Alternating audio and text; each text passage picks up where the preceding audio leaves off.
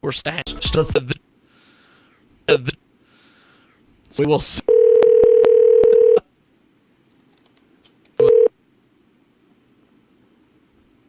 Let's see if Jeff is Jeff.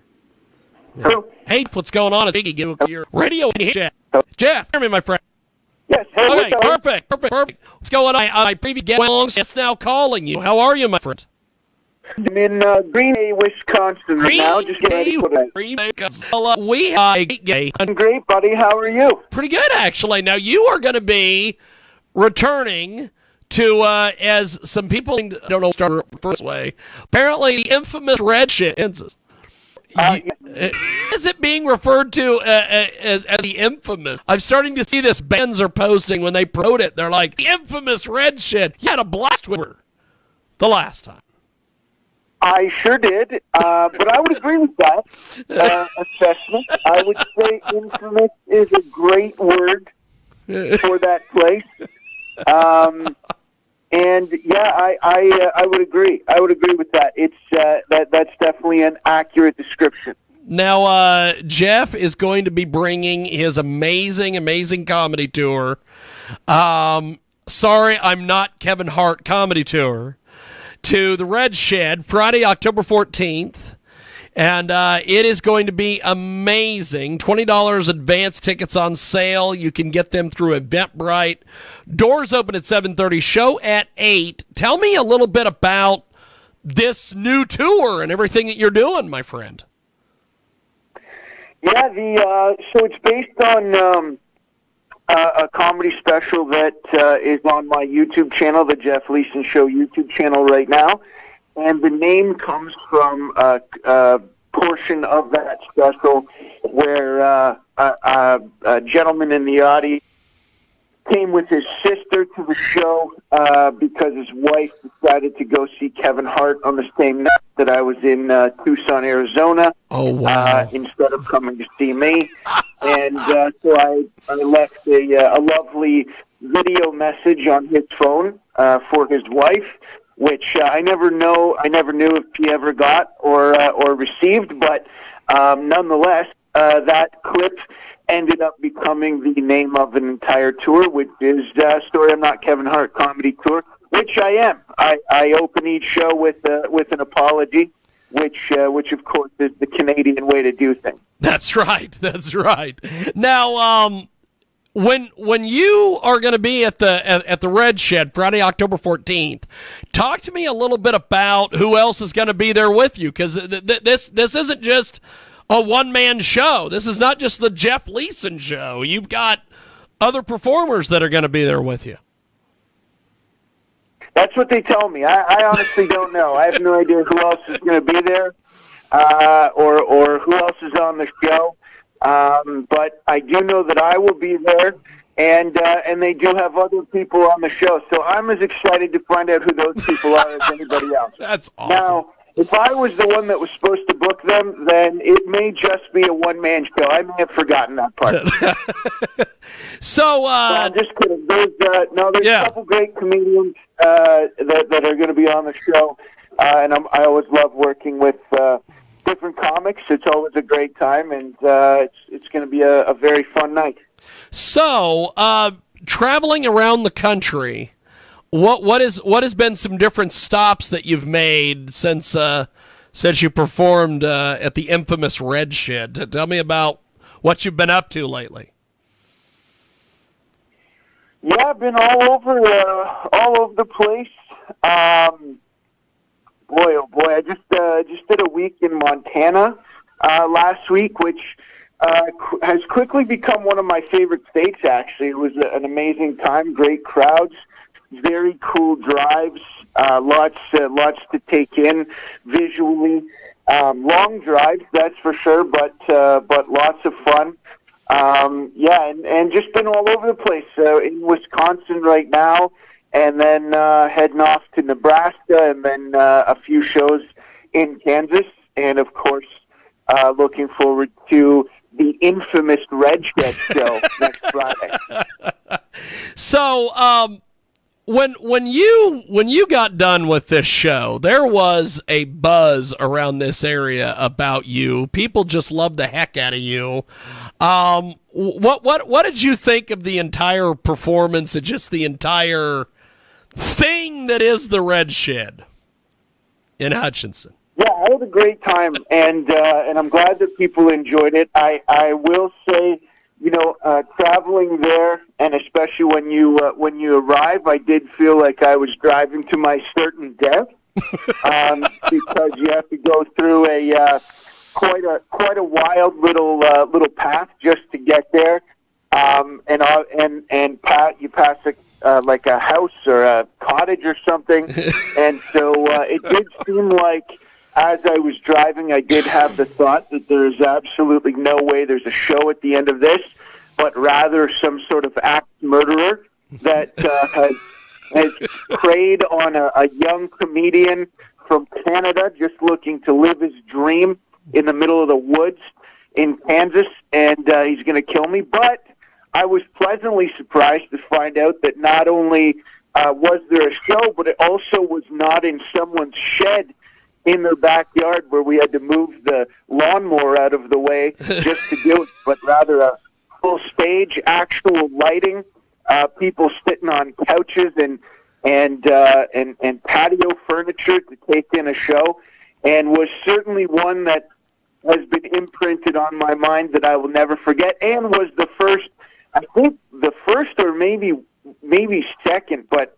I'd say first, like, rebooking that we did when putting together the new tour. As soon as I knew I was going back out on the road, I said, well, I know one place I have to go again, and that's, of course, the infamous Red Shed.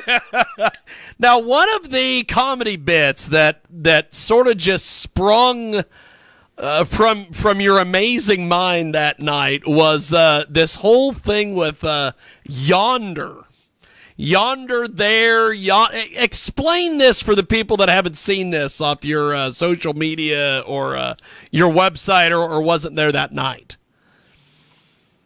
Yes, it was a truck driver named Rick who described where he lives with Over Yonder, about I forget how many miles, but his description of where he lived was Over Yonder, which I had not heard used in real life ever as a term. It's something I had heard in maybe like movies or a TV show or a cartoon or something. But so I had heard the term Over Yonder, but I'd never heard it used by anyone in a conversation. So I was absolutely beyond thrilled and taken back by the use of Over Yonder, which for the last few months I've been using. Just in my own life, when people have asked me where I'm going on tour, I always say I'm going Over Yonder, and they go, where are you going? And then I describe where it is. So I was very very excited to hear that, and have never heard it since. And unless he is at the show on October the 14th at the Red Shed, I'm sure I will never hear it again used in real life. We have got a great guest with us today. Jeff Leeson is with us. He is going to be bringing his Sorry I'm Not Kevin Hart comedy tour Friday, October 14th to the Red Shed Music Venue in Hutchinson, Kansas. Tickets available at Eventbrite.com. Doors at 7:30, show at 8. So, Jeff, tell me a little bit about being on the road and being, you mentioned, rebooking, with the Red Shed when you were going out on your new comedy tour. Talk to me a little bit about how you've been able to build such a great reputation and be able to do this as a career, being a stand-up comedian.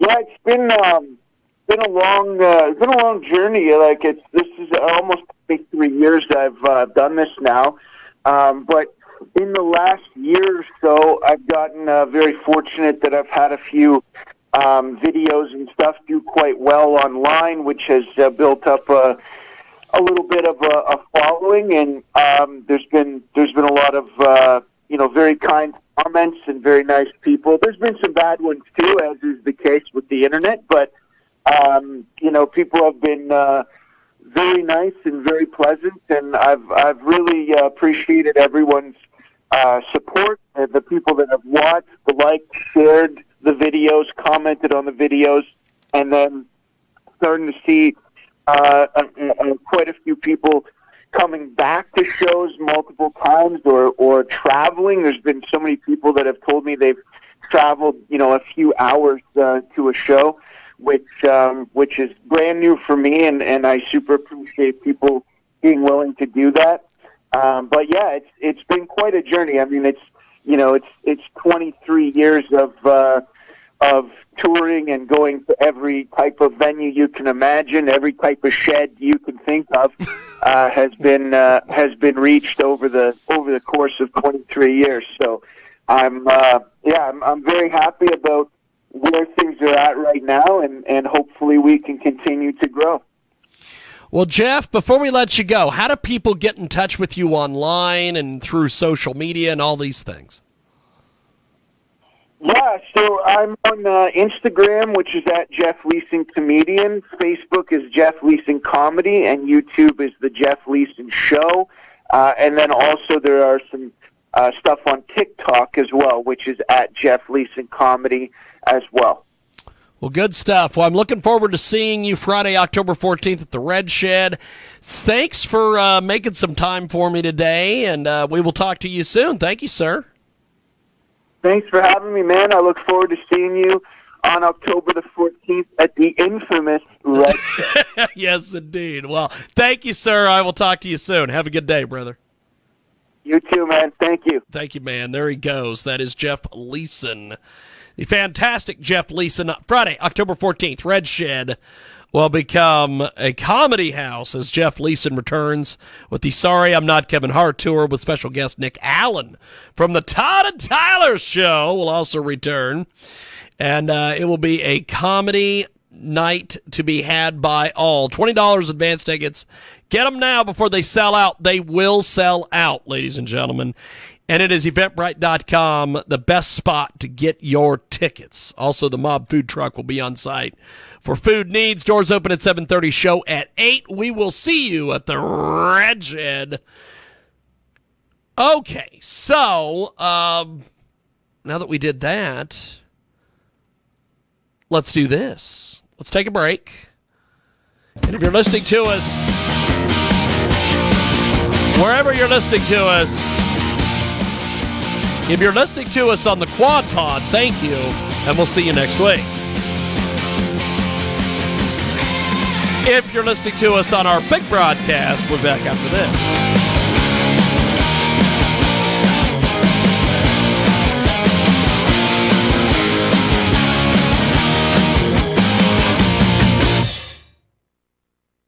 Attention beneficiaries. You get all the benefits you need. If you have there, you may now be able to get new benefits. Benefits may include eyeglasses, wellness visits, gym membership, meal delivery, and hearing aids with low copay. To find out which benefits you qualify for and find out if you're getting the benefits that you deserve, you need Best Medcare. Our licensed insurance agents can current benefits, tell you what additional benefits are available to you. CC Jamal, tell us the deductibles you prefer, the doctor you want, if you will script coverage. The service fee obligation. You may even plan premium, zero pay on medicine, and zero deductible. User care can fit out and will help you them. Call 899-7014-99174. That's 800-104. About remodeling your bathroom, but we're worried it would take longer to and spring. We have bathroom experience, so you can enjoy your new bathroom faster than ever before. So bathroom neighbors, jacuzzi, so installed an amazing style. Factor a limited warranty. 870-8517. That's 800-763-517. Now 50% installation with no interest, no payment for 12 months. Replace that. If you have lived in your home for over 15 years, it's time to remodel your bathroom. For virtual or point call 817. That's 885. Debating people why. This is the Jack Back to the big broadcast. We live coast, border to border on our radio today. Also, IamFM7.com. Got great. We're going to get here in a few moments. We want to tell you about one of our fantastic partners at Trend Media Worldwide, PowerPrideFuture.com. That's right. Go over. Check out their website at AthleteFuture.com. Also, have a brand new page. /7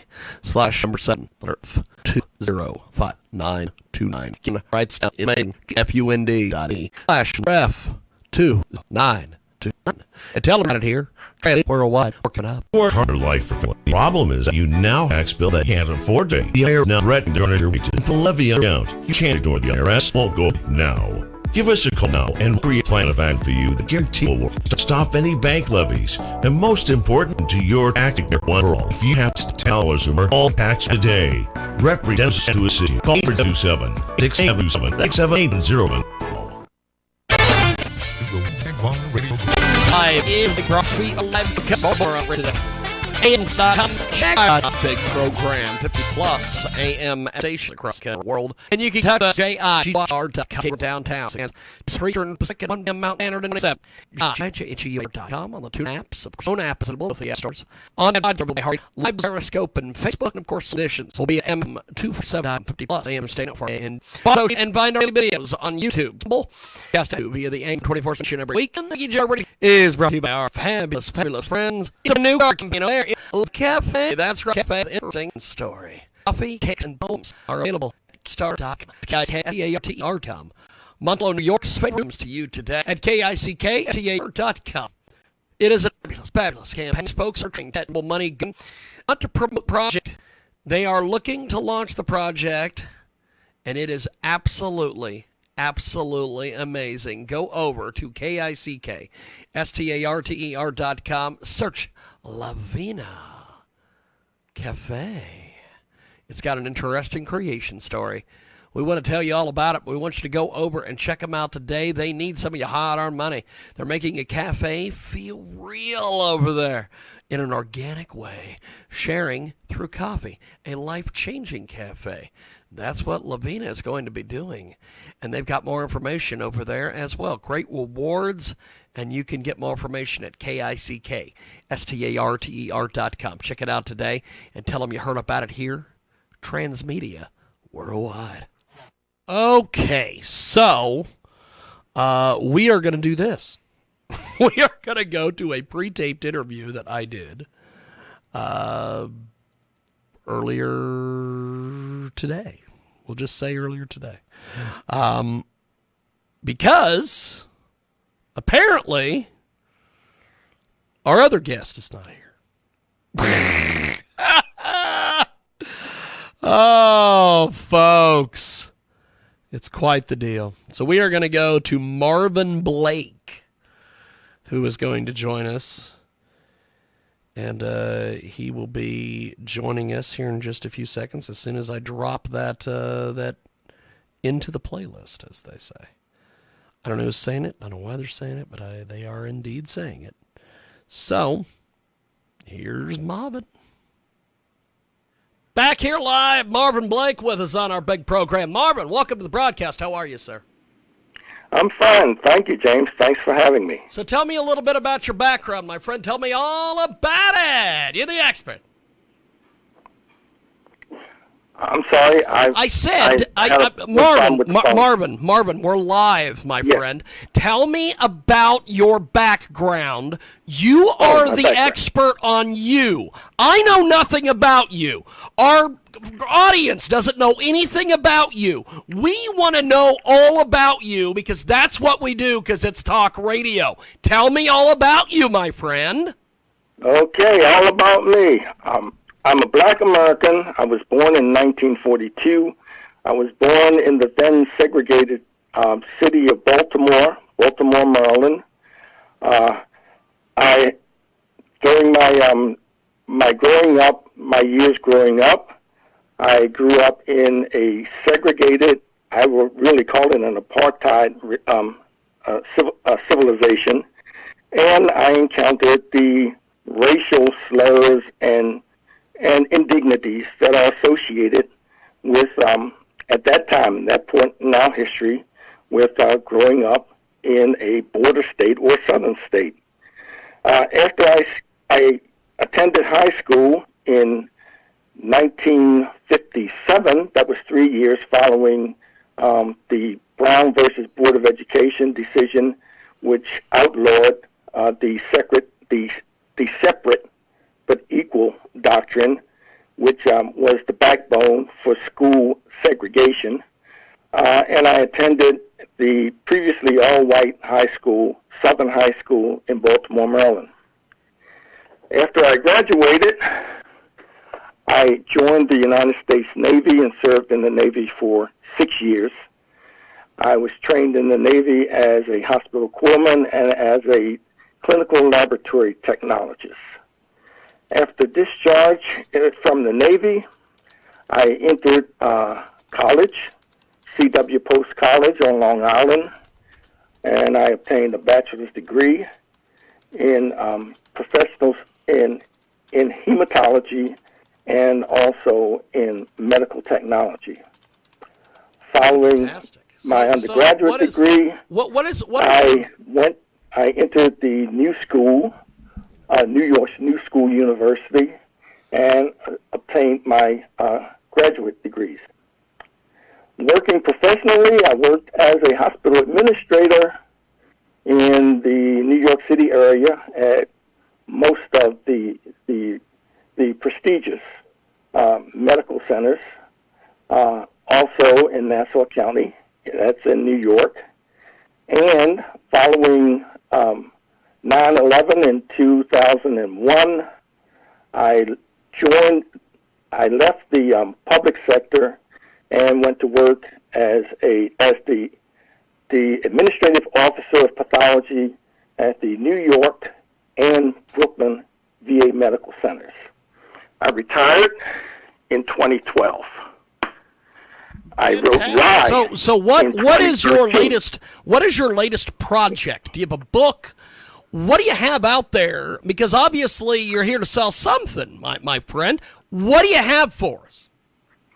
Well, I was about to tell you what I have out there. Let's go. Yes. After I retired, I decided to write.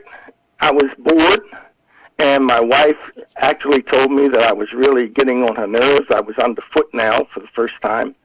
And I decided to write a book, a novel. And the name of my first novel is Why. And Why tells the story of the United States in a very tumultuous time in our history.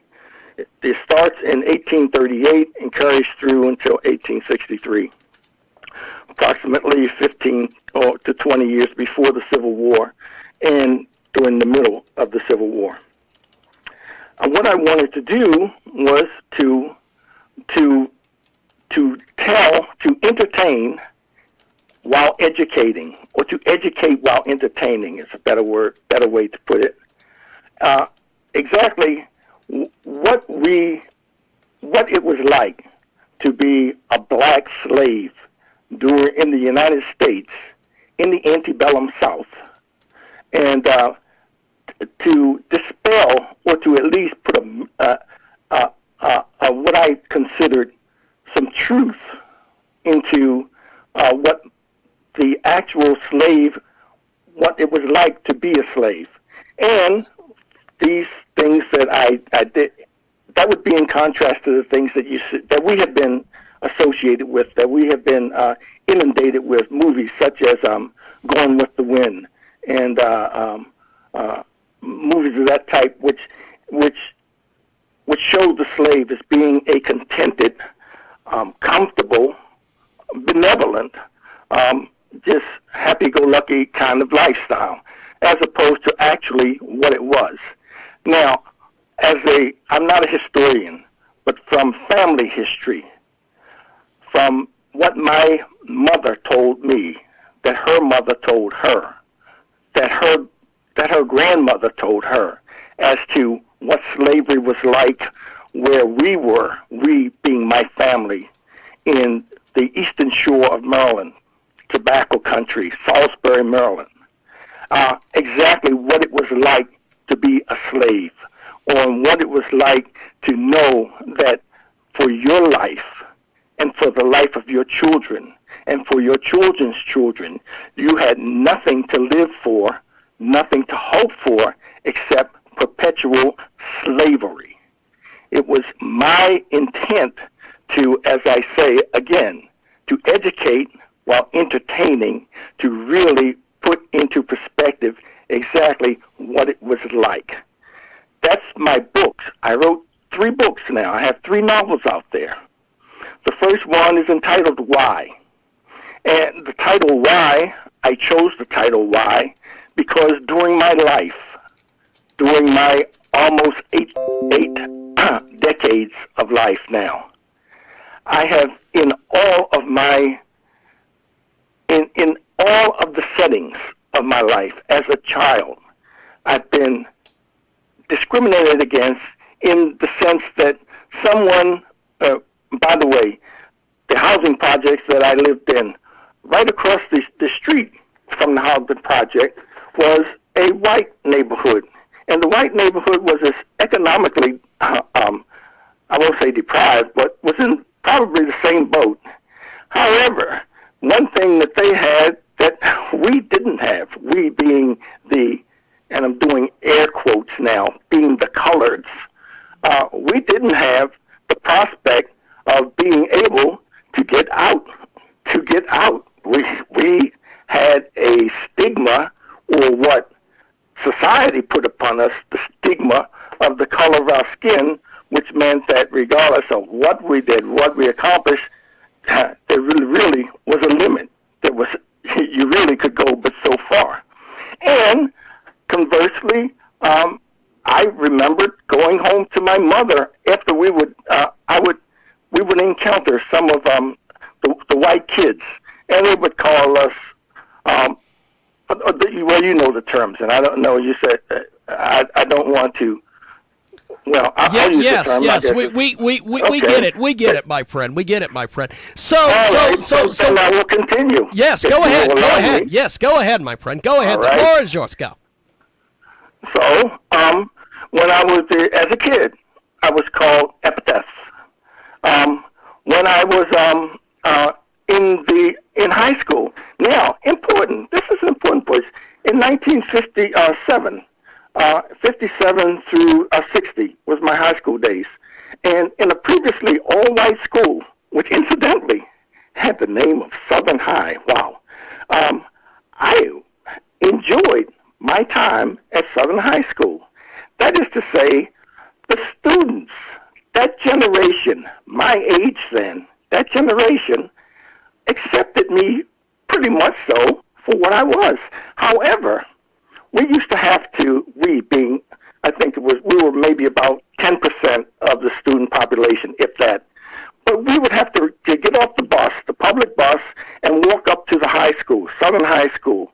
And I will never forget, in 1957, 1958, we actually had to walk through a gauntlet of parents, mostly women, white women, who would call us all kinds of names and would actually spit. I'm not being overly dramatic. I'm telling you what happened to me, okay? But their kids, the next generation, I had a wonderful experience. I was in the choir. I was in the academic, social, in the chess club, things like that. I enjoyed my time in high school. However, walking that, especially when school was opening, the opening days of school, it was horrible. So I used to say, again, why? Why is this happening? Okay. Then when I got out of high school, I went into the Navy. In the Navy, in the 60s, during the Cuban Missile Crisis, that was my first big encounter with what in my brain was near death. Okay, not only for me, but for civilization itself. But we, as sailors, and my profession in the Navy was a hospital corpsman. I actually was not a combatant. However, I was a healer. Okay, I remember that during that time, that myself and all of my shipmates, when we were together at different hospitals where I was mostly stationed at, things were wonderful. However, when it was time to go on liberty, for those of you who are not familiar with that term, means rest or away from work, activities away from work, away from the barracks, away from off the ship, etc. But when we went to Liberty, we were so a cohesive unit when we were stationed in threatening situations. Yet when we went on Liberty, everyone would split up. The white guys would go to this part of town, and the black guys would go to that part of town.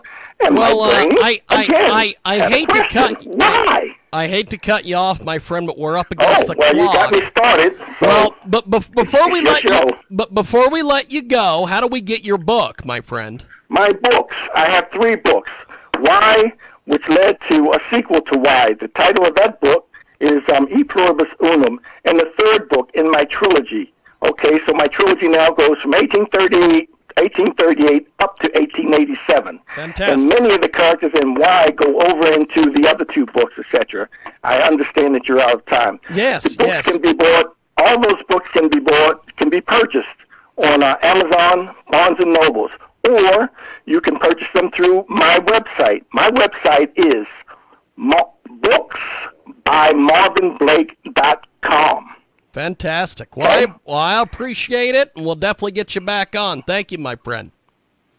Thank you. Appreciate it. There he goes. Attention Medicare beneficiaries. Are you getting all the benefits you need? If you have Medicare, you may now be able to get new benefits. Benefits may include eyeglasses, wellness visits, gym membership, meal delivery, and hearing aids with low copay. To find out which benefits you qualify for and to find out if you're getting the benefits that you deserve, you need to call Best Medcare. Our licensed insurance agents can look up your current benefits and tell you what additional benefits are available to you. It's easy, just one call. Tell us the deductibles you prefer, the doctors you want to see, and if you want prescription drug coverage. The service is free and you have no obligation. You may even find plans with 0 monthly plan premiums, 0 copays on many services, and 0 deductibles. You deserve every medical care coverage benefit out there, and we'll help you get them. Call 800-991-7014, 800-991-7014. That's 800-991-7014. And let Best Medcare do the work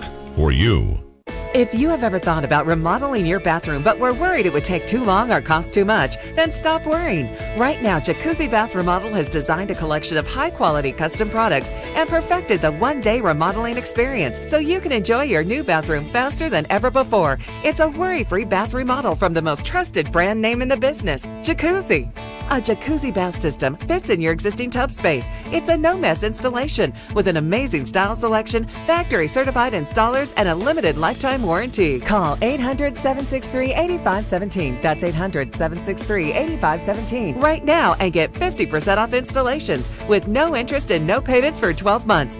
Replace that old bathtub today with a walk-in shower for a safer bathing experience. If you have lived in your home for over 15 years, it's time to remodel your bathroom. For a virtual or in-home appointment, call 800-763-8517. That's 800-763-8517. 800-763-8517. Who is the Jiggy Jaguar? That is one of the questions millions of listeners ask when they tune in to his program every evening. Other questions are, how does he get away with saying that? How can a human being be so disgusting? And most importantly, how did someone so stupid dupe so many internet stations into putting him on the airwaves all over the world? You're listening to the Jiggy Jaguar Radio Network.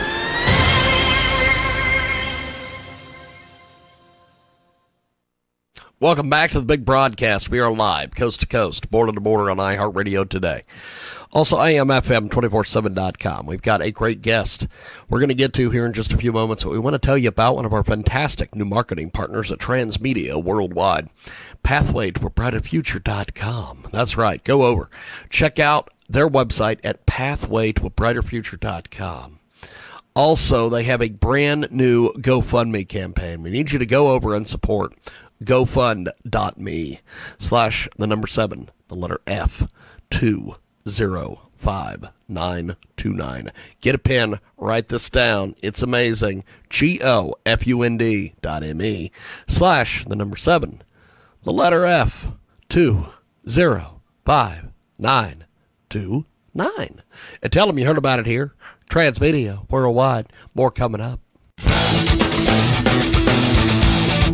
Okay, I didn't time that out properly. I didn't time it out properly. So, here's what we're going to do. Welcome to the big broadcast. We are coast to coast and border to border on iHeartRadio today, also AMFM247.com. We also are live today on Build, Grow, and Enjoy. That's right. We're live on Build, Grow, and Enjoy. Also live today on the Quad Pod as well. Depending on where you're listening to us is going to depend on what program you're listening to. We go to our first guest. She is going to join us here on the telephone here in just a few moments. The fabulous Denise Clark is going to be with us. And you can get a hold of us online, of course, over there at JiggyJaguar.com. And Denise Clark is the author of a brand new literary fiction novel, 30 Years Hence. And we have the fabulous Denise Clark. Welcome to the broadcast. I can't really hear. Gonna work on that, my friend. Denise Clark with us today. She joins us on our big broadcast. So she's got a debut literary fiction. Tell us a little bit. It's about two women who meet accidentally in New York City in 1973. And the title here refers to 1973 being 30 years after World War II and the Holocaust. One of the women, the older one, is a Holocaust survivor. And sort of really central to the theme of the book, really about how people can survive really difficult situations and even traumatic, which, of course, World War II and the Holocaust were at the top of the list of events for people. And these two women develop a friendship. And it's about New York City and the culture then, and you know, people recovering from Stephen, the decade, how people were in groups and writing help books and sort of going inward, where the 60s was more of a social time and really getting out there. The 70s were starting to really look inward. And there were programs that took place then where, you know, large groups of people would meet, but it was all about the individual, you know, learning about themselves. And so there is a program, you know, a fictional program in the book which sort of recreates the Holocaust in a way and puts people through the Holocaust, you know, a replication of the Holocaust, in order for people to dig deep within themselves to find what's strong within them and to be able to cope with problems and tragedies and the things that happen to people.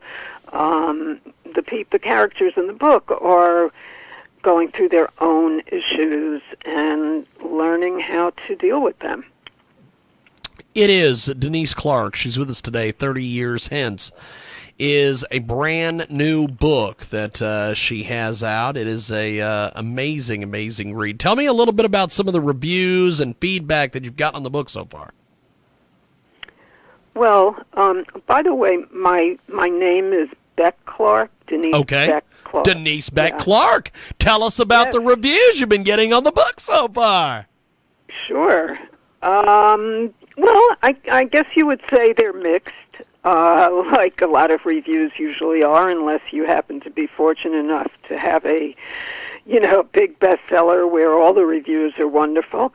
Some of them have really been very positive and have said, you know, that they enjoyed the writing and it was a page turner for some people because there's a lot going on in the book. And another praise was that it really recreates the time and place very vividly. So if people, you know, were around in 1973 in New York City or were not, which most people, I guess, were not, but if they want to learn about it, they could read 30 Years Hence and get a really good picture of it. some people, I think, were a little put off by having a program based on the Holocaust and felt that it was maybe a little offensive in a way. But frankly, I think that, people just may not have really gotten what I was trying to do there. And frankly, I think it would make a great film, which I'm hoping to interest filmmakers because, it has a lot of elements that go into a screenplay and a good film. So that's basically, a range of reviews that, mostly good, some great, a few not so great. We have got a great guest with us today, Denise Beck Clark with us today, 30 Years Hence. That is the latest from her, and she joins us today here on our big program. So tell me about your writing process for this incredible book. Well, I did a lot of research into the Holocaust.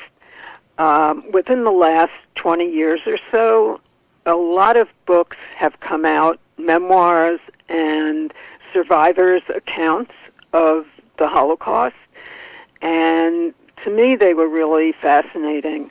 I'm a retired psychotherapist and social worker, so, I'm always interested in psychology and how people's minds and emotions deal with things.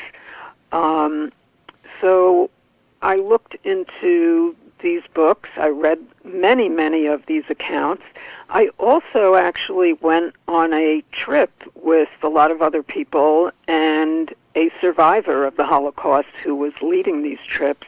We went to Poland and we went to Auschwitz, which of course is the famous concentration camp, and we went to a few other places in Poland which were really fascinating as well, including Schindler's factory that was, featured in the movie Schindler's List.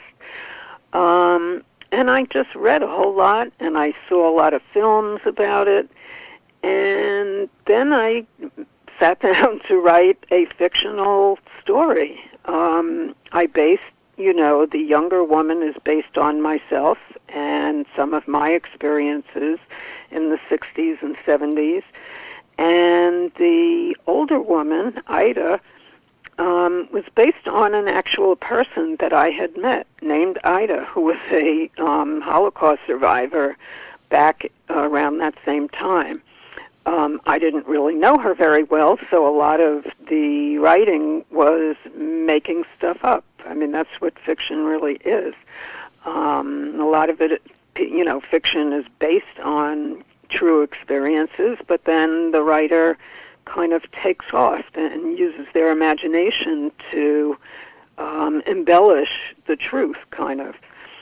So that was the overall writing process. I mean, on a day-to-day basis, of course, there are some of the typical issues of finding the time, because when I first started it, I was working, and I, had a child who I was raising, and, there's all sorts of time constraints, but when you're writing, you have to find the time, even though it doesn't always look like it should be your number one priority, but it needs to certainly be way up there on your list.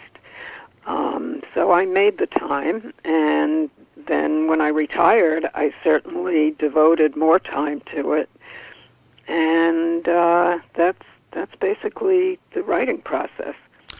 We have got a great guest with us today. She joins us live here on our big broadcast, Denise Beck Clark, 30 Years Hence, and she joins us today here on our big broadcast. So what are some of your goals for this book? You mean in terms of as far as what are you wanting folks to get out of the book? Are okay. Just things like this? Sure. Well, I think that the main idea of the book is that people can survive even the most hideous of situations. I mean, even, you can apply it, in the contemporary world of, look at the war in Europe and Ukraine, and some of those people's lives have been thoroughly disrupted and damaged and destroyed even, and they had to leave their homes. And, I mean, it's very traumatic. And you might think, like, well, how are these people going to manage? They're, scarred for life and all that. And while that may be true, people have a way of being able to go on, no matter what. Not everybody. I mean, that's the real tragedy, is that a lot of people succumb to the traumas and what's painful that they have to go through.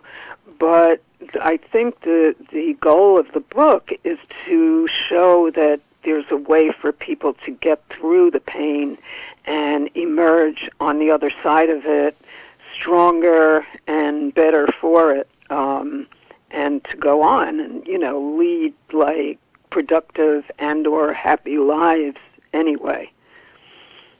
So that's what I'm hoping that people will get, in addition to having an enjoyable reading experience.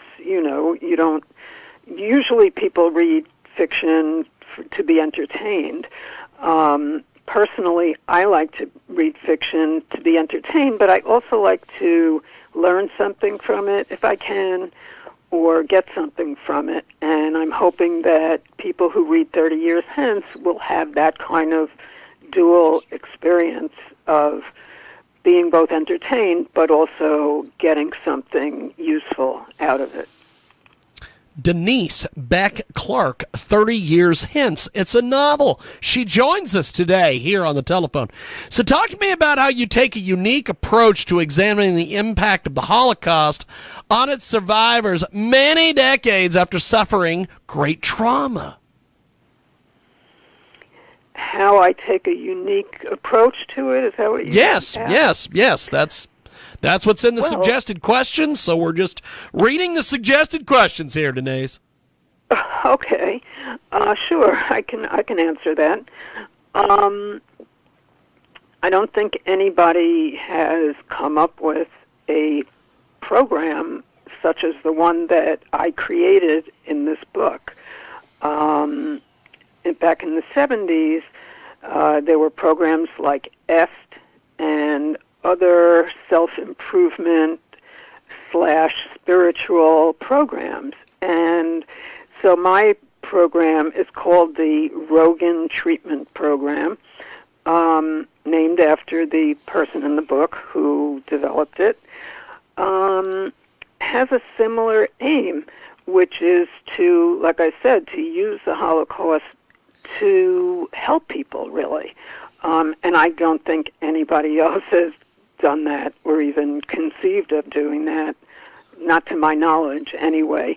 And like I said before, too, I think some people may even be offended by that idea.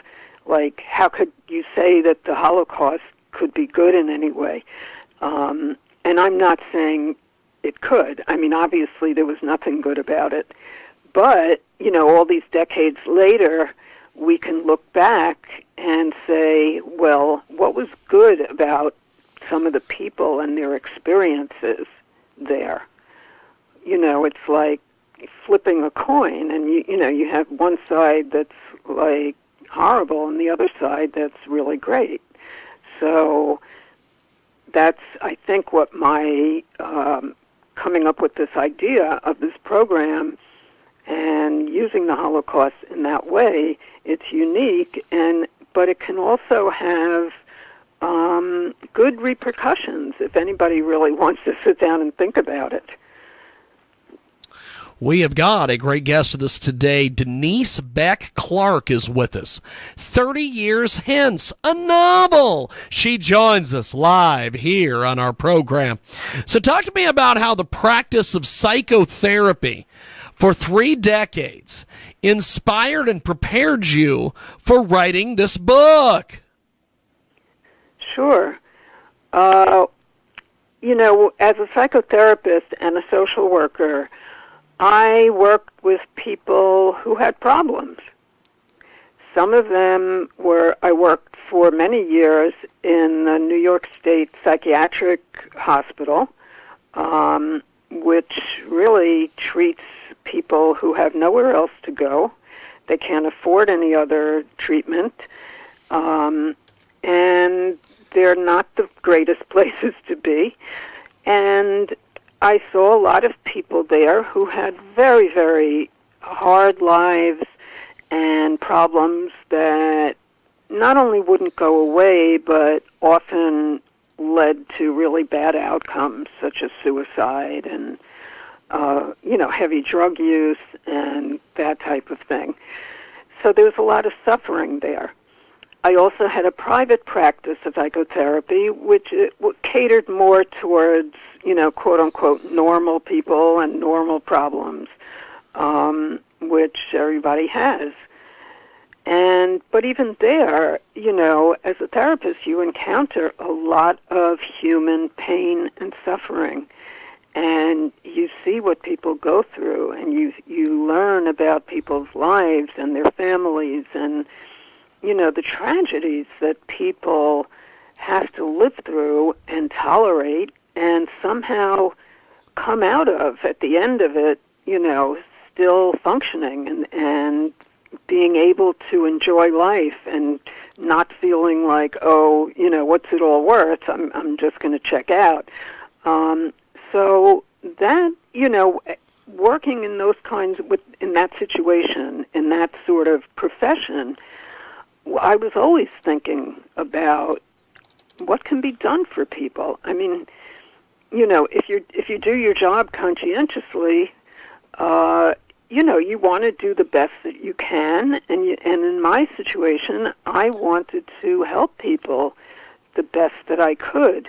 And I would say, modestly, of course, I did a pretty good job. I really got a lot of good feedback. But at the same time, I always wanted to feel like I could do more. You don't want to, at the end of the day, feel like, yes, I helped that person, but, you want to feel like you can just really get over the barriers to really helping to solve people's problems, some of which, nobody can solve really. But if you're smart and you have a creative mind, you kind of think outside the box. And actually, I think that's really what the program in the book was me thinking outside the box. And, you had asked what was unique about it. I think that's what was unique, was that it was just different. It was outside the norm. So that's how my work inspired me. And, even the writing that I'm doing now, that's what a lot of writing, or fiction writing and poetry, is about. It addresses the human condition and really wants to help people ultimately. We have got a great guest with us today. Denise Beck Clark is with us. 30 Years Hence. It's a novel. She joins us live here on our big program. Well, before we let you go, my friend, how do people get your book and correspond with you online? Well, I have a website, DeniseBeckClark.com. And don't forget the hyphen between Beck and Clark. And on the website, there are ways to connect to me through Facebook and on social media platforms, Twitter, Instagram. And those two, I think just by using my name, you can get into them. And to buy the book, of course, Amazon and other online booksellers. And I'm sure that, if somebody's into old-fashioned reading books, you can go into bookstores, and I'm sure it can be ordered. So that's, I'm accessible online. That's awesome. Well, I really enjoyed the interview. Thanks for joining us today, and we will talk to you soon. Have yourself a wonderful, wonderful day. Thank you. Thank you very much. I enjoyed it too. Appreciate it, my friend. There she goes. That is Denise Beck Clark, because, of course, you got to get that hyphen in there. We're going to take a break. And if you're joining us on the Quad Pod, we will see you next week. If you're joining us on our radio program, we'll see you at the break.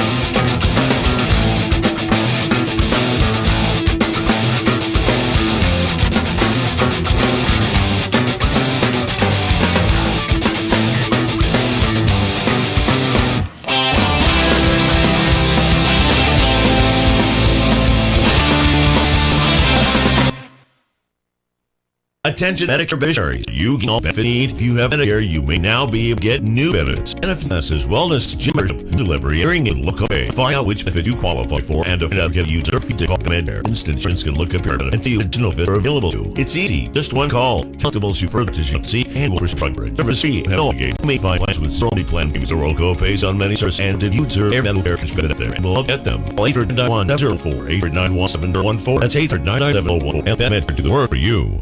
If you ever thought about bottling your bath but were worried to take too long or too much, right now Jacuzzi will design a collection of high-quality stomata and put the one lane experience so you and your room do that before. It's a free battery model, the most trusted name of business. Jacuzzi fits in deep space and instantly with an amazing factory $5 lifetime warranty. Call A3 Options with no interest and no payments for 12 months. Replace that old bathtub today. The walk shower free for babies. If you have years, it's time to fill your bathroom. Virtual or in home. Call 800-638-17 885-833-17. If we fall in the forest of wondering, instead in Jaguar.com. Welcome back to Big Bro episode Borderline Radio to AM7.com. Got a great guest. We'll tell you about our fantastic partners and Future.com. That's right. Go over, check out their way to a brighter.com. Also, a brand new GoFundMe campaign. To go over GoFundMe/7 letter 20.929. Get a pen. Write this down. It's GMD.50929. Tell everybody video coming up. Work hard, brighter, lighter family. The able to afford to pay. The IRS is now $3. You can't ignore the IRS. They won't go away on their own. You need help, and you need now. Give all a creative plan for that we will work. Stop harassment, threaten, stop wage punishments, stop the bank levy, and most important, put an end to your tax nightmare once and for all. If you have tax at $10,000 or more, call Tax Pro. Fix 7027. 800-678-7027. That's 800-678-7027. Call. The Well-Being Jaguar Radio Program. It is the big broadcast. AM247.com. Thanks for being part of the big program. Plus, AM FM station across the world. You can touch with us online at JIGGY.com. Studios in Dallas. 12 Pacific, 1 p.m. 24/7 at JIGGY. TuneIn app. Of course, it's available for your on-demand podcast. Will be video, live video on Twitter, and Facebook, and select editions. Will be AM247.com. Plus, stations in Denver. Also, it's to Rumble. And broadcasting live on Roku via the AM247 network each and every week. And just by our fabulous friends. Brand new over there. The Crew. It's not one sitcom. Situational, character-driven comedy of brothers trying to manage a TV set. And it's Hollywood elites as low-level employees. It is laugh out loud funny. Go over to KICKSTARTER.com. Search The Crew. Non-woke sitcom. The elites are not going to like this. The non-wokeness is amazing. Go over. Check it out today. These folks are making some incredible things happen over there with The Crew at KICKSTARTER.com. Give them some of your hot money today and tell them you heard about it here. Transmedia Worldwide. I got to get back to watch more of The Crew. I love my live reads.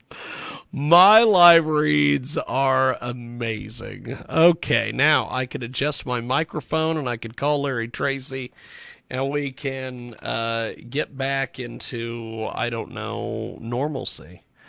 Wow, that interview we did with Denise Beck Clark, that was Wow. Quite the deal. I don't know if she just couldn't hear me. I don't know what was going on there. But we're going to go to Larry Tracy. Hopefully. Maybe. Maybe we've got Larry. Maybe we don't. Hello. There's Larry. How are you, sir? Okay, James. We have got Larry Tracy with us today. Of course, he is the fantastic author, best-selling book, Bring Home the Best, to get your public speaking down pat and give you a little bit more tools in your toolbox. And Larry Tracy joins us today here on our broadcast. So, Larry, let's talk a little about this Ukraine situation. I'm confused as to what's going on over there. I watch the left-wing media. They're talking about these on them. I watch the right-wing media, and they're complaining about Joe Biden sending more weapons. What is there? That's about the Silicons complaining that she is going to Ukraine. That's a little disturbing. J.D. Vance, who's run for the Senate in Ohio, said we're now turning the corner. But I think we have to continue to send in, and especially weapons has been the HIMARS. That's the high mobility rockets. That offensive, just like the Javelin was when the Russians attacked Kiev. I hope I can join that. The left wing, it made it just kind of difficult to see what they want to have happen. I think we're in the most dangerous period since the Cuban Missile Crisis in 1962. I was a lieutenant, an infantry lieutenant at that time, Spanish-speaking and trying to get involved in the invasion, which was probably a good thing I didn't. But right now, we have a psychopath who is threatening to use nuclear weapons, tactical nuclear weapons. That would be in Ukraine. If we responded, we would respond, I think, in a conventional way, not with our strategic triad of the ICBMs, the bombers, and the submarine-launched missiles. We'd go in with our NATO partners and just destroy everything Russia in Ukraine. I don't know whether we'd go into Russia or not, because that could prompt him to launch strategic missiles. Now, if it's a strategic ICBMs, one against the other, it's world suicide. You don't have to bother calling me the following week, because I wouldn't be here. We won't be here, brother. 15 miles from the center of Washington, D.C. So that's the real danger, that he could do that. And the Secretary of Defense, Austin, has said there's only one man in Russia who decides to send the missiles. Well, that's not quite accurate. He's got his strategic rocket forces, and hopefully there'd be the somewhere in the chain of command would say, no, we're not going to do this, and take him out in some way. But otherwise, where we are in Ukraine, I think we're coming to almost a halftime, to put it in football terms. We're coming into the winter, and I think both sides are going to be, in effect, frozen in place, literally so, with that. That'll slow down the counteroffensive of the Ukrainians, and it'll give the Russians time to get their 130 or 150,000 reserves trained, although they're going to have a rough time because they're bringing in people that are conscripts or a little bit old and maybe a little fat. So they're not going to be much, and there's a big resistance in Russia to this mobilization. Tens of thousands of people are rushing for the border to get out. I don't know how successful they'll be, but this would be the time for us then to really make sure that the Ukrainians have, when the fighting would start again in the spring, all the ammunition and all the artillery pieces they need to continue what they're doing, because they've turned the corner. And it's really good to see the way they're fighting and the way the Russians are just turning out to be so terrible in every aspect of the military art. We have got Larry Tracy with us today. He joins us live here on our big broadcast. So, what and the difference doing? I mean, like Joe, don't F with a Biden. Everybody else is doing it around the world. The Saudis out in the band. They're just putting of oil. He's now going, we don't even recognize Maduro. We don't recognize. We want them to and open up the, give the old line that Newt Gingrich will be told. That will just now we see growing up, this Saudi Arabia is going to drive inflation up, and it's coming at what might say a rather bad time for Biden. Things are not going well. So I don't know if he realizes that or not, or if he's not cognizant of it.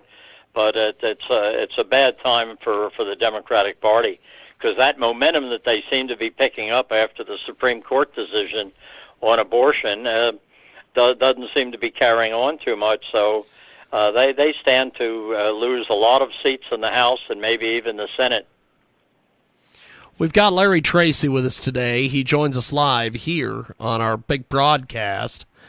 So the midterms are, as you mentioned, certainly moving in favor of the GOP. What do you make of this Herschel Walker story? Well, he wasn't the best candidate to select. He was a great football player, but Trump pushed him hard. He was a great friend of Trump for many years. Now he's got this. He's hard over against abortion, and now this woman has apparently proof that he wrote a check for $700 and he sent her a good get well card after the procedure was over. He's saying it's absolutely wrong. Now he's not letting himself have any leeway on there. If it is true, he could say, I'm a different person now. I regret doing that because it is murder, and really hit hard on the abortion and say that he was guilty of that and he is sorry for it. But right now he's putting himself into the corner. He said it is not true. So they're going to have to prove it that way. Is that $700? I think that was the amount. Is that check made out to a doctor? They're going to trace it back with the doctor and say, what did you get this check for? And if he says, I did it for performing abortion, then Herschel Walker's in big trouble. I don't know how that's going to work. It could be that people will just ignore it because Warnock, the man he's running against, is certainly no prize. But that could turn the Senate right there, that one seat. So it comes at a bad time. But you know what, James, if I had a choice, I'd much rather have the House than the Senate. The only thing the Senate can do is appoint judges and then, of course, vote on an impeachment. And I don't think Biden should be impeached. I think we ought to encourage him in every way to run in 2024, because that is going to be the election map for the Democrats is just horrible in 2024. They're defending 16 seats and states that Trump won in, I think, in both years, 16 and 20. And the Republicans are defending only 10 seats. Every one of those are in a state that Trump won. So the Democrats could stand to have historic losses in the Senate in 2024, especially if a Republican wins the White House and there's sort of a coattail effect on there. So I think that's one of the reasons they're pushing so hard right now to try and get it all done. And you know, the one thing that I would like to see, if the Republicans do get the Senate, I would like to see Mitch McConnell or whoever is the Senate leader, I'd just as soon it be somebody else, to say, you know, I've been thinking about what Chuck Schumer said about the filibuster and how it can be an obstacle.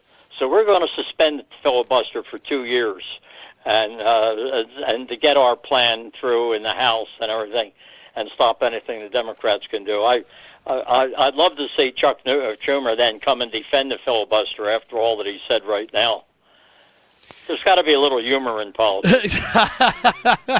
Yeah, I'll tell you, there's got to be something, Larry, and I just, some of these people are just insane.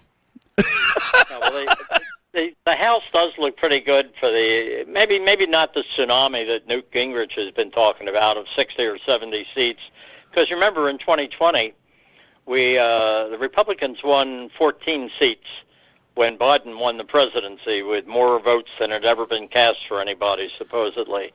So there were 14 seats that were sort of the low-hanging fruit. So if the Republicans pick up maybe 30 right now, that'll be fine. They'll have all of the chairmanships. They'll have subpoena power. They'll be able to get to the bottom of the Hunter Biden case.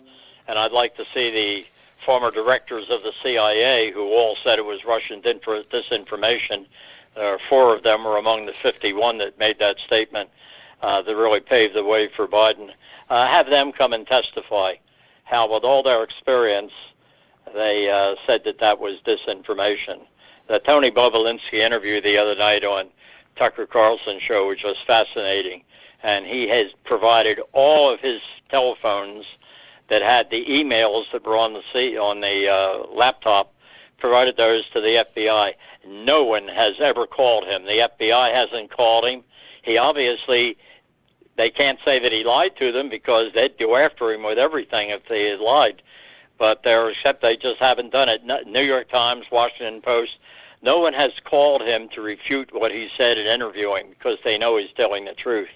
So that'll be one of the first hearings that will come out. And the Delaware Attorney General just came out today with some charges against Hunter Biden that he filled out a gun form informally and incorrectly, and he also had the taxes that he was evading. That looks like just a cover-up. They haven't gone after the big stuff. So it's going to be. Oh, and then the other thing I wanted to bring out, James. Biden said he grew up in a Puerto Rican community. I grew up 15 miles from where Biden lives. I grew up in Chester, Pennsylvania. He grew up in Claymont, Delaware, and then nearby Wilmington. I never met a Puerto Rican until I came into the Army. There's Poles, there are Italians, there are Irish. There weren't any Puerto Ricans around there. So it's another one of Biden's, for some reason, he loves he just to has fib. to lie about his own background. I just don't understand. I don't know if it's a psychological condition or what. Yeah. But there were no Puerto Rican communities in Claymont, Delaware, or Wilmington, or Chester. I don't understand the fibbing. I just don't understand it. I think there may be something the matter with him psychologically. Of course, remember, he was the one that also plagiarized, said how his grandfather or someone had worked in a coal mine, and he stole the speech from a British politician. Yes. There's just something strange about how he has to extend and make these incorrect statements, and he keeps falling upward and succeeding upward. He tells these lies, and now he's president of the United States. But I don't think he'll be the candidate in 2024. If they take a real shellacking, to use Barack Obama's old word, when he lost 60-some seats, I think the Democrats will then tell him, you're going to have to go, Joe. And who did they put in? Probably Hillary. I think she would be the candidate in 2024. And boy, is there a lot of ammunition to go after her. Well, that is the thing. I just don't understand. They just don't have anything to pull from. No, there is. Again, to use a sports term, they don't have a bench. There's nobody that can come in. Gavin Newsom, he looks the part. He's got very nice hair, but is he going to be the candidate? And then he can say, I'll bring to the United States what I did for California. It's not very good selling argument. So if it would be DeSantis versus Gavin Newsom, that'd be fine. My personal view, and it's strictly personal, I know a lot of my fellow Republicans don't agree with this, I don't want to see Trump run because he will bring out all sorts of low-information voters in the Democratic Party that respond to Trump's name the way Pavlov's dog responded to his bell. They'll just come out and vote just to be against Trump. So I think this would be the time. You want Trumpism as a philosophy and a policy, but you want someone else implementing it instead of Trump himself. But they're the thing that puzzles me about the Democrats right now is he would be the best candidate for the Republicans to have for the Democrats to get their base out. That's what political parties do in midterm elections. They have to get their base out. Well, if Trump was the candidate, they'd get their base out. But they seem to be doing everything they can to keep him. The January 6th hearing, the indictment, the woman is running in New York against him. And if that succeeds, and Alan Dershowitz has just said if they have a grand jury in Washington with the evidence so far on the documents in Mar-a-Lago, Trump would be found guilty. Well, that's the District of Columbia. But if they do that, that's going to really irritate 74 million people who voted for Trump in 2020. So I don't understand the philosophy and the strategy behind the Democrats with their all or nothing against Trump right now. We'll have to see how that one plays out.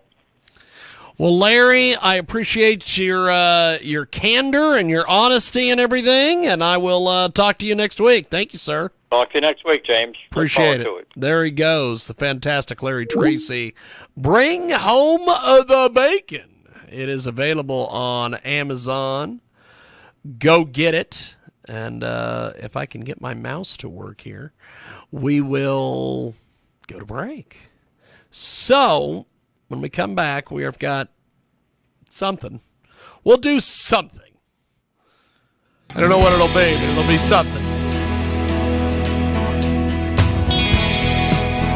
Attention Medicare beneficiaries. Are you getting all the benefits you need? If you have Medicare, you may now be able to get new benefits. Benefits may include eyeglasses, wellness visits, gym membership, meal delivery, and hearing aids with low copay. To find out which benefits you qualify for and to find out if you're getting the benefits that you deserve, you need to call Best Medcare. Our licensed insurance can look at current and what additional benefits are available to you. It is just one call. Tell a deductible per doctor's and if you want scripted drug coverage. The service is free and you have no obligation. You may even find plans with zero monthly premiums on Medicare Pro deductibles. You deserve every Medicare coverage benefit out there. Help you get 891-701-4897. That's 800-911 and it'll work for you. If you've ever been worried it would take us too much, then worry. Right now, Model has a selection of high-quality products and perfect one-day experience. You can enjoy your bathroom faster than ever before. It's over bathroom from most trusted brand in this jacuzzi. Awesome. Fits in your existing tub base. And no mess deletions and easy like factory search and a lifetime warranty. Call 800-763-817. That's 800-763-857. Right after Finland will win for 12 months. Place a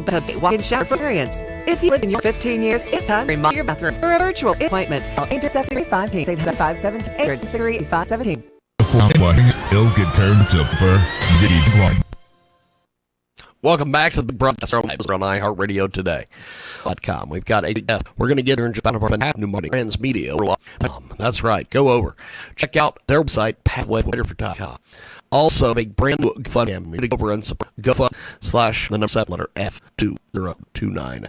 Get a pen. Write down something. GOUNE.F05929. Got it here.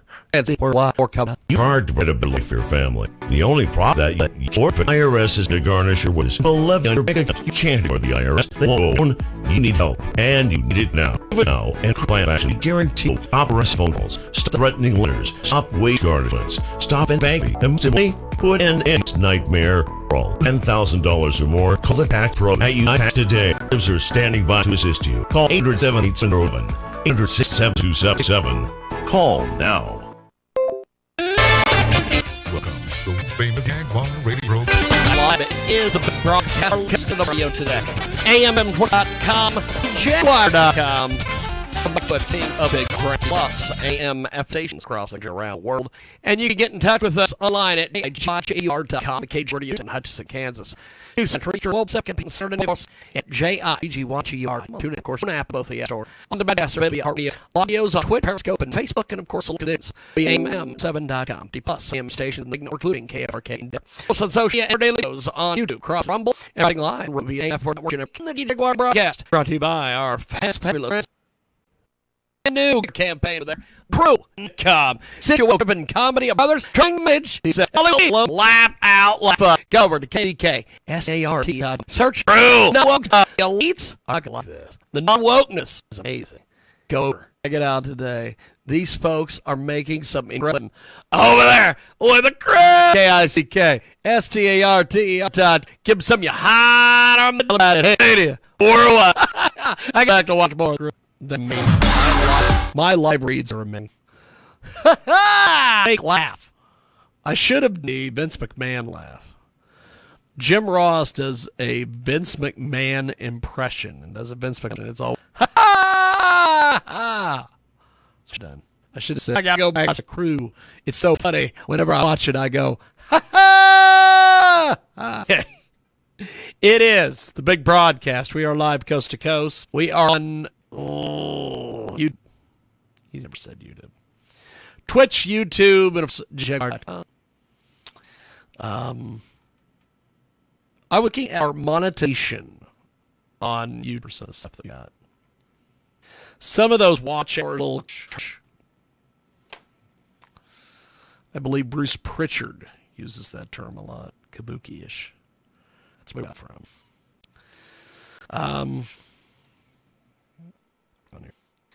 There is a... What is this? I don't know. Lots!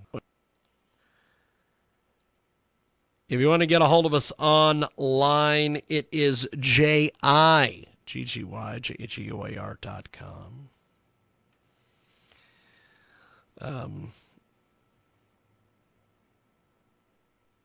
I just understand. I just don't.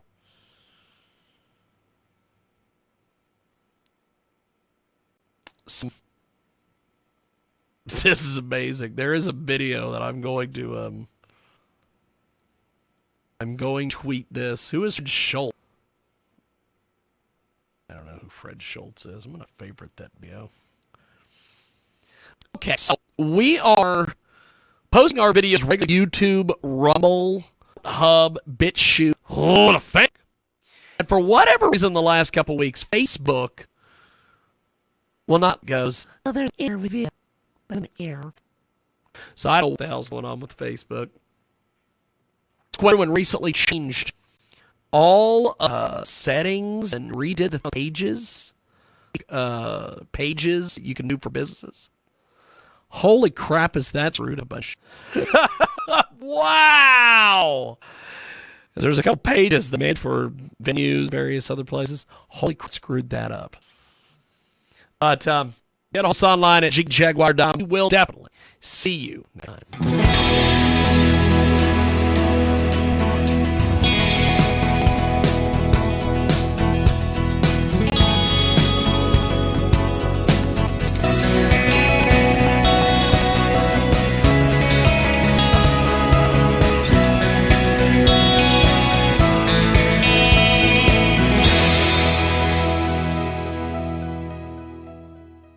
Attention,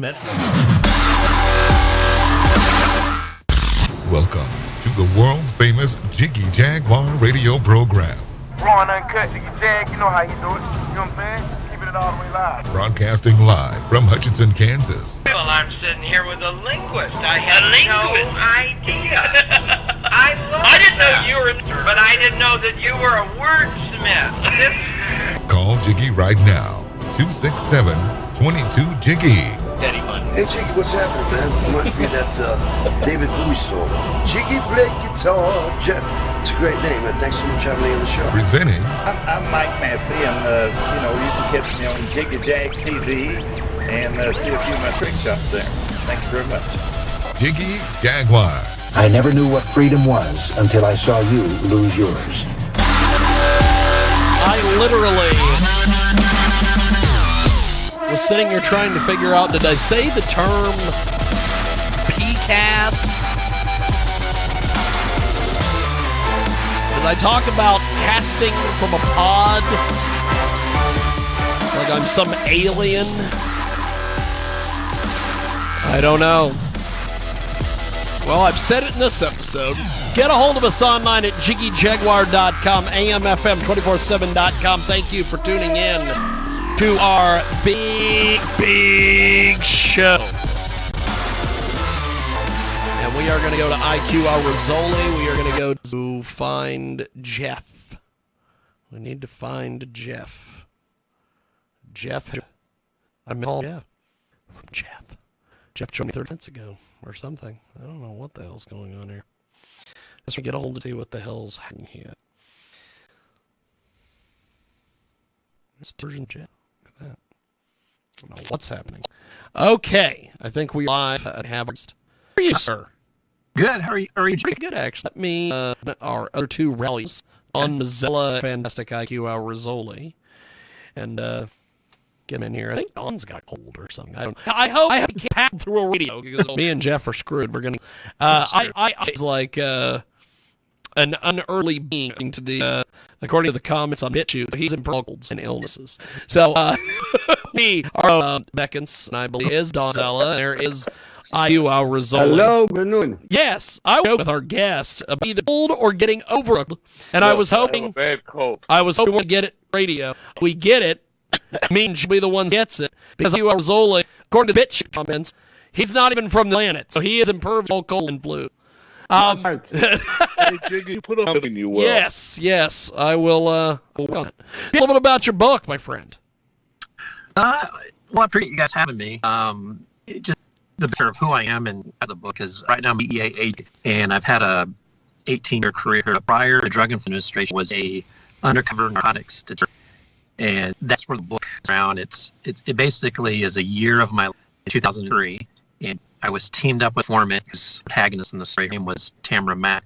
She was my informant for some time undercover, and the story takes it from beginning of when I lost a job in the private sector as a graphic artist. I was why I couldn't the months I took a job as a police officer, only temporary for a month, and being 4 years and 5 years in a new position where I was basically undercover street junkie.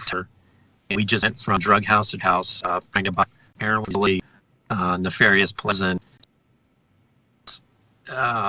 This woman kind of teaching the survivor how to get into this, and then it's built in a crime thriller with tagging that were entangled. That's part of the storyline, but everything is crafted after real stories of going in as just about as many people you meet in places. And, I hate things came across the wire. President Biden just thousands of drug people. They do so much to get them in jail that he in one swoop just said they should go. Yeah, nature that they were arrested for simple possession of marijuana. I don't know the names or anything like that. It has to do with administering on fentanyl and stuff like that. What I think is amazing about this is that the president was elected. He had said, or before he was elected, he had said that one was to go after the states that legalized marijuana. And he also said that he did this on the first couple days of his administration. Anyone who worked in administration thought about the marijuana was dismissed.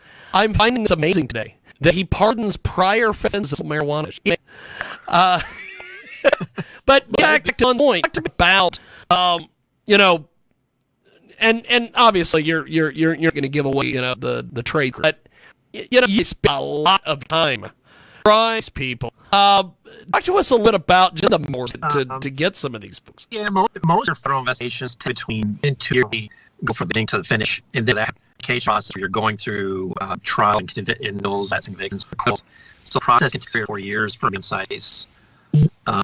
When I started with DEA in 2004, we were with a lot of interstate smuggling of marijuana. In most of the cases involved 500 pounds or more. In those cases, a little different. The charges were conspiracy to distribute marijuana. It wasn't simple possession, but you were indicted for possessing hundreds of pounds of marijuana with the intent to distribute it to other people. And that was those cases were extremely profitable for people involved because marijuana for pounds and count it for 1,500 in Detroit, and you lift a semi with 2,000 pounds, you were making dollars per shipment coming in. And those cases have really diminished since here in Michigan, we're doing a lot of medical marijuana that's legal, and people are growing their own plants. So the demand is down for these cartel multi-hundred marijuana coming in, and I just think the laws are changing, and obviously wants to move away from marijuana. So, absolutely amazing. Talk to us a little bit about the writing process for the book. Well, can I interrupt? Yes. Go ahead, Don. Jump in there. I would much rather, but if I'm buying for possession, the people who transported were not going to be part of it. But it's very unclear in the Times article. I don't understand the federal system. There's literally simple possession if you're in a car of 24 possession, but if they catch you in a warehouse full of marijuana and you're shipping it to customers, a different charge of distribution. So there's more guidance that comes out. I don't really know which people will be pardoned or not, levels of marijuana. Can I ask you, you said you had an informant. How did you establish a year what relationship did you develop with the informant? The story, it's not flattering to the drug war at all. And at this level, we were dealing with really low-level drug houses. And Tamara, or Tammy as we called her, had been arrested for drugs or had a lifetime of abuse and a lot of drugs. She ended up becoming an informant for many years for the police department, eventually worked for the DEA on a couple of cases. She specialized in training undercover cops like myself. She would just take us under her wing. She would show us some of the houses they could do. And there were places where she would tell us, say, hey, this place, you're not going to be, it's too dangerous for you to go in here. It's just, they're not going to send to a white guy. It's just the wrong neighborhood for you. And she just looked at undercovers. And that's why we really enjoyed working for her. But she had a very good personality. She was a little rough around the edges. She was a good person, and we worked with her for many years. But guys that work in narcotics, their whole six hinges around developing informants. And an informant can be a big drug dealer that is facing an indictment and he wants to off his charges with his organization, or someone to earn some money, trying to provide information on something that he knows about or he or she knows about. There's all kinds of informants, and I've had thousands of them over the years. Well, just out of curiosity, what happened to her? Is she still? In the story, she passes away eventually of hell. In the book itself is kind of a memoriam of her life, her sacrifice, and it's kind of an homage to informants in general, because all the forgotten soul thing we're doing, they don't have a lot of credit for the risks they take. Because when you work narcotics, you rely on informants and people that put out for, because a lot of these guys are parts of these really violent things. And then they were in the government to infiltrate the waters, making undercover purchases. They're getting drugs in them, so it ends up being very dangerous for a lot of them. So there's a lot of respect that I like to give to them in the book. You feel you like try to keep that back the ocean? Yeah, that is so huge, so that there's millions of people that can't get off fentanyl right now. And coming out of Mexico, the P2 produced within Superlab, so incredibly pure and strong that we just can't produce these drugs. In years, where we do our way out of them, and it goes to another end of the spectrum. We try to rehabilitate, but I don't really know what the answer is. In the country, so especially for fentanyl overdose per year, and I think we're estimated to have 140,000 deaths in 2024. So we're exponentially really moving towards a lot of drug overdose in the next foreseeable future. You're in effect putting poison into yourself. What makes people put poison to, in effect, ingest poison? I really searched for that answer, and I talked to a lot of addicts, and the lure of this is so incredible, and you'd risk your life. It dies from over 3 times the other addict that sold that dose, because that dose is from believe that they be, because always see such a powerful high. But to answer your question, it's just you have to imagine taking that is completely physical and emotional pain for that duration of time. Or into a position where you kind of get all the problems of the hurt and the trees completely for that brief amount of time. And that's kind of it's just such a powerful effect, especially they really do in your mind to reduce pain, reduce anxiety, and all kinds of stuff. But obviously, the fentanyl is so dangerous. We've had a lot of career heroin addicts try fentanyl for the first time, and it kills them, even though they've been using heroin for 30 years. They'll grab a hold of fentanyl and it'll kill them on the first try. But it's one of the biggest threats we have in our country. But when people see a dead person, it doesn't scare them. It always amazes me. No, we asked some guys that were heavy fentanyl users, and we asked them, tell us honestly, if you knew you had a 50% chance of dying from taking this bag, I haven't seen, would you still try? They all said yeah. They would 50% chance of death. They'll take that's how powerful it is. Your mind is really enslaving you, where you're not much a person anymore. I often wonder, is it the Brown in the family? We see a lot of statistical factors that lead into breakdown of families and other But people that are from great families don't really into the criteria of who you think would be addicted. I mean, we've seen professional. This is where doctors get to the nations, and they cannot. They just can't work their way out of it. And as you know, out of it was the opiate overprescriptive painkiller in the 90s that kind of really segmented us towards illness. I could go on and on. It's a subject for me, but now I'll ask you, how did you come to write the book and why?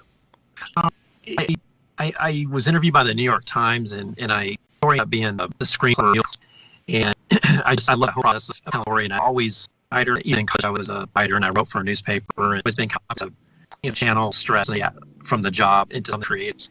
And they sat down, and I just started writing some of the stories that I went through, and these really people came across, and guys were like, "Hey, you need to put that into a book." And so I worked with a coach and a whole agent who told me what you need to do to write a book, and spent 6 months writing these stories and just framed it into a novel. It's not a really long book, it's 107 pages, but it's a decent novel in its framework, and it's successful as far as people reading it and enjoying it, because it really doesn't portray the drug war as glamorous. It just tell micro story. I mean, I share within a unusual period of time.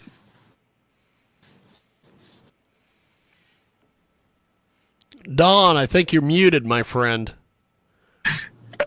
I got him here. One simple one. In power today. I'm going to do. If I was right now, we're under-targeting people involved in drug trafficking at a level where we're not arresting as many people as we do, and I don't know if it's political. We have to, unfortunately, arrest away some of this problem. We have to take out some of these guys that are really distributing enough in the city instead of giving education. If I make it happen, if you were arrested with fentanyl, you would do a hard 5 years off the bat. If you got caught with fentanyl in your pocket of a distribution amount, you would go to prison for 5. When I have somebody who fentanyl, it's murder, 6 years. Sorry. The Philippines. That happens to America. That's what Europe, politically correct. You end up dead. Yeah. I mean it, honestly. No disrespect for you, because you yeah. You see, I watched 2 videos where they show Avenue in Philadelphia, and there's like a stretch of a mile of road there, and it's hundreds of accidents in the street, literally. Guys, fighting, setting things on fire, and it's just, looking at it, you can't even leave it until you watch the YouTube. But, the point of so many drug addicts entering the city, or just really getting into this lifestyle, that it's really, I think, a huge more society where we're running out of workforce, we're having such a breakdown in families. It's got to be how far will we lower on this problem? Because it's just, I don't see how we can, over 100,000 people die with a football stamp ever and just not think that's a big deal. You put it in another context. 107,000 people is twice as many die in 10 years now. Yeah. Just imagine a bomb blowing up every year. Imagine that. That's the whole point. I can imagine. Because I'm not politically correct. I understand exactly what you're talking about. So I just... Unless you have a... Yeah. And I would give the death sentence for any murderer who kills more than people. Any rapist who takes 2 rapes, automatically execute. $10,000, $2,000, kill them alive in a prison. Forget it. I won't do that. Yeah. I'm a realist. I would cut down on expenses and eliminate these creatures off the earth, because they are contaminating the earth. They are murdering people deliberately, and have their own political system, unfortunately. Yeah. Particularly in America. I guess my question is, there's no law. You can't charge someone who sells illegal fentanyl to someone who dies. There's no way of getting them for murder. There's charges. It's delivery of a controlled substance causing harm or death, and we do those at the federal level and the state. So a bit harder case to prove. You have to cell phone and find out who his dealer was, and a lot of times people will call me and they'll tell you, "Hey, my friend Jim, who overdose was always my friend." But they will charge those cases, but there's just so many of them. It's just a manpower issue, and focusing on guys that are making bricks of fentanyl. There's guys that will literally sell 5 kilos of fentanyl a month, to other big drug dealers, and we have to resource what we can, to go after the bigger guys. Those street dealers are getting charged with killing people. I heard Another question. The DEA was having trouble recruiting young agents. Is that true? Yeah, it goes in cycles. I've seen it where a lot of guys wanted this. Fortunately, after Joy, that take off. People, younger guys, in law enforcement game for younger people. I'm an old dinosaur, and I'm a supervisor now, and it is a profession where you be really dedicated. Profession. Really, a lot of the negativity toward law enforcement right now. It's just they can't get over the liability of what happened if I accidentally make a mistake. So it improves in all over the country. There's departments that can't staff. There's a lot of guys that walk through the door anymore. It is a big problem.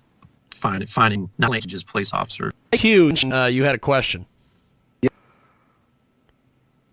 Is the commander-in-chief who is not protecting the border?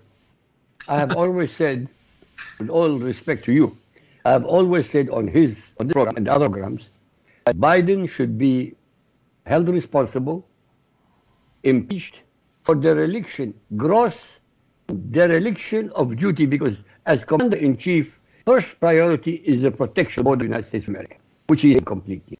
I don't know what you think. For God's sake, if you want to be politically correct, okay. Well, just in complete fairness, I've been through multiple administrations. Yes. As a DEA, yes. And the drugs pour through relentlessly through every administration. So I can't really blame Biden more than Bush, Trump, anybody. Yes, I mean they just throw product at our border that, and that's not really. I don't have enough knowledge to know what works with the border. I just know that there's so much coming through. Some have 5 hidden in it. And how do we trucks? And if you catch them, there's 10 more that go through. But this has been going on for 4 years. Like it's not like a new problem whatsoever. Yeah, it's just magnitude now. But magnitude now with open borders completely. Talking about numbers. You have 2.5 million people in unheard of. So I mean, you can give excuses here for to eternity, but this is not legal. And who is going to these people? The American taxpayer. The American taxpayer. The stupid American taxpayer. Because they elected the people who are destroying them. I do. What one thing me and Don seldom is you need to give more of your opinion.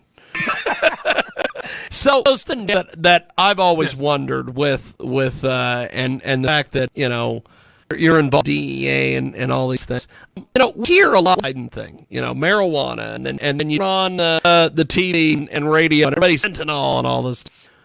What is the actual big drug that the DEA consumed? Because I kind of get the impression that fentanyl is just something to get the headlines, is just an easy pretty much everybody in their brewer smoking pot. You have to keep in mind that it's a health emergency. Yeah. We're not collecting all these stats. These stats are coming from different government agencies. I mean, these are thousands and thousands of people overseeing fentanyl. We get the information like what is the biggest health emergency as far as illegal drug to meth to fentanyl, and meth is emerging back on the horizon as being just as dangerous. But with the resources we have to focus on fentanyl, especially a lot of these imitation pills that are coming in as candy. Because I'm not being dramatic. Yeah. I've really seen these pills just kill people on the very first see. Young kids in the suburbs, they'll buy these pills. They think it's Xanax. It's a Xanax with fentanyl out of it. A few grams kill you in the morning. So this happens like every day. It just can't really. I know I'm not a political person, and I can't really. Yeah. Say, well, maybe should still work on marijuana. Which is, we get the facts. They're not mixed. Well, something else that you brought up that I would love to have your thoughts on is you brought up one gain to this, that to the other. That is one thing that I have missed being around sports guys and bodybuilders and their brother. Cocaine? People love cocaine, baby. Why is it that we've never been able, whether it's through law enforcement, I've never been able to really crack down on cocaine? The majority of my cases, 10 years were cocaine cases, and cocaine has been usable as in a lot of reasons you can adulterate your cutting agents and really your product, you're increasing your profit if you know how to mix it. Guys get distribution network, they're into crack, and just really, it was very big cash incentive. Because when you're using coke, you have to use it all the time. If you're a heavy crack user, you have to hit that. You're infusing cash in the guy's pockets all day long. When just got super entrenched in our culture, it was the lure from wealth. If you knew what you were doing, you were successful and kind of outlived the dealer around you. You really made a lot of money. But unfortunately, the 80s and 90s, it brought along so much violence because of the competition on the rival organizations. There are a lot of overdose from coke, and coke has a lot of long-term health issues. It destroys your souls and stuff like that. But we're just seeing drugs that are so incredibly pure. If you use it for a couple of years, it'll actually make you mentally ill chronically for the rest of your life. It'll rewire where you're literally mentally ill, and obviously we all does. Something, and you've heard. I should have asked this at the beginning of the interview. But one of the things that I have hung out around MMA guys and people forever, and they testosterone and all this stuff. I interviewed, and they're all, a lot of them are in the drug. And probably a year ago, there was this rap, but he was or whatever, on the he was going to walk out that day, and he made them comment about, I can get anything you want. And comment, that's steroids. Can't do that. It's like, I mess with the dog. I've been around just gyms, around various guys who you knew were. You want roids or different. They mess, hot, other stuff. What is there a limit?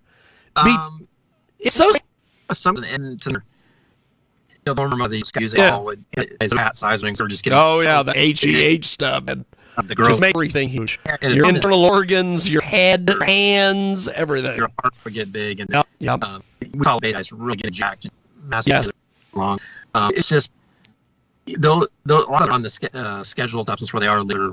All these are I guess if you in at a got maybe more of an offense, but just at this point it's lower on scheduled substance list where these are lower for your career, and I've done almost predominantly coke and heroin. And I just also thought it was strange that they say the illicit drug, the coke, the heroin, meth is. They don't mess with any of the sports related, I guess, stuff. And the sports related guys have a and it just always was so strange this divide, because I've always thought you're a drug dealer, aren't you a drug dealer? I guess your sports what's your career, then you take illicit substance, you immediately see a result. Your physical ability, literally your strength.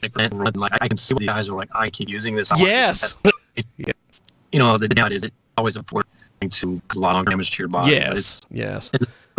It's really past steroids. Others are Well, and then you run into a situation where you have he's been dead for several years now, but Rich Piana, who was bodybuilder, all this when they found cocaine, they found roids, he literally was taking really good potential. Like no one said, we're done. Have you seen Barry Bonds lately? Watching for some of the baseball guys. You look at the ad, how big they are, and then like 3 years later, look at the linebacker for fall, and you're just, Well, before you go, get your book and your Democrat. No, I really appreciate you guys let me put the book. You really can go to Barnes & Noble or Amazon and just type in The Quiet House. Full name is The Quiet Houses of the Art. You can when the reader reads this, you're literally going to be on the front seat of actually walking into a drug house, because the stories are real, with real people in there, and the mechanics of everything in there is accurate of how drugs are sold and how drug houses work, and some of these just really odd, eccentric people that we come across in these places. I'll tell you, I've lived in many local drug-infested neighborhoods, they say, and so the people you come across, infested catchers. Go ahead, Don. Television shows should be reading your book, because whatever drug house they see doesn't look like we've seen. We either see how they look, and just a crazy. I mean, you can live until you get in there. Well, Jeff, you have been stretchable. I hope to do this again, my friend. Thanks for being with us. Talk to you soon. Thank you, sir. Good luck. Good night. Thank you. For joins this week your big program. So, what did you think of our guest, my friend? He's fantastic. He's doing I mean, these people on the front line. Yes. Because it's wrote at any time. Yeah. He's correct, unfortunately. Yes. He's right. He's got to be. I need him in a dark alley. See, you don't surround that guy. No, that definitely got you. You just do. Yes, you're right. You think they're going to go to the voting poll? Wait, the prices will be out. I guess we'll go down. The OPEC are cutting two and this multiplier two refineries in America that it's to be Republican. Have I? Don't think I'm going. They make that wrong one. You're wrong. You make a bloody horse tube and everything is it. And yet you had great scientists and great people politically no beautiful. I'm an idol. I'm looking only on my own thing. I don't advise. I do. So let's. I want to talk to some of the people that are running it's all walk thing. I think his first shot was it and there with always the case with the you should buy out. It's just the one to That's not. Thought it was cute. Hey, let's have a short run. And they realized, my God, he's pretty much doesn't have a clue what doing. We get rid of this thing. And so sudden, some influencer, amazing turns on him. But like I don't know what date is. I don't know if it's Pennsylvania. I don't know. And rally in front of supporters, that's a good idea. The supporters were shocked by this, and then the whole days later, and the people I don't care. He's not a Democrat. And I'm like, so what think about this? Mid school. I was going to law in American politics, American life. We're not commenting on abortion. We're not. There's a value both to the abortion. I don't disagree. I can't fuck on shit for this country. Out here.